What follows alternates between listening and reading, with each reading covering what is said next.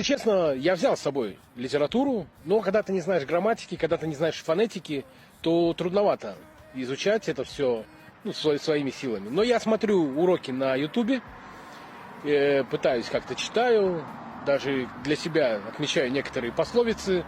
Одна из пословиц, которая мне понравилась вот именно на казахском, такая мудрость казахская, это, как там было?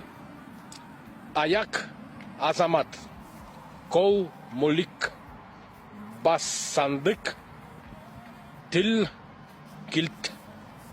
Я надеюсь, я правильно произнес. Вот единственное пока что я выучил так, чтобы вот запомнить. Но трудновато. Очень много согласных таких звуков, которые не даются.